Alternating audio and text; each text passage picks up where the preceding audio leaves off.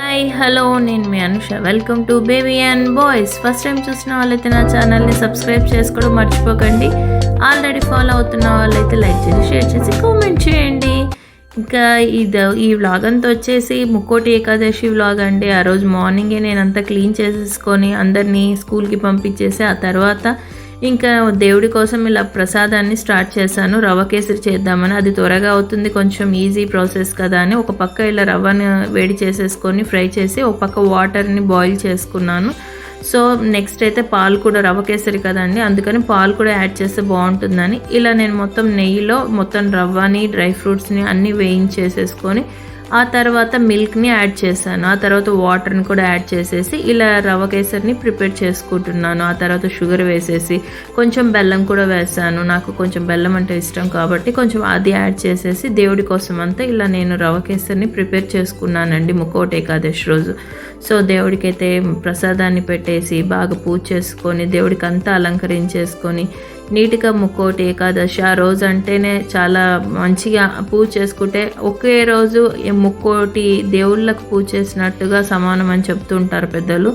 So అలా అన్నీ prepare చేసేసుకొని నా పూజ అయితే స్టార్ట్ చేసేసి దేవుడిని చాలా మంచిగా ప్రార్థించుకున్నాను.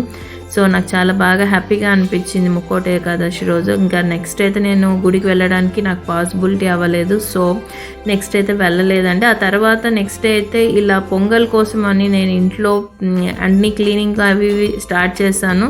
సో దానికి పిల్లలైతే ఇలా నేను చేస్తానంటూ వాళ్ళు కాస్త కొన్ని చేసేస్తూ అలా నాకు మధ్యలో తగులుతూ ఉంటారు. ఇంకా నేను వాళ్ళని ఏమనలేక వాళ్ళకు కొంచెం హ్యాండ్ ఓవర్ ఇచ్చేసి నేను కొన్ని అలా చేసేసుకుంటూ నా ప్రిపరేషన్ అయితే పొంగల్కి ఇలా అన్నీ చేసేసుకుంటూ ఉన్నాను.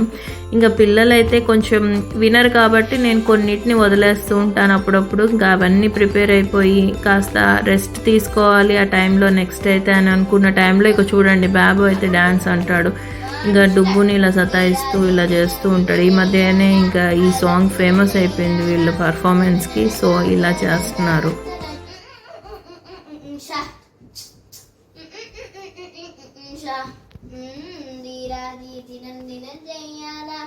ఆయుధ పూజ చెయ్యాల తన జాతర జాతర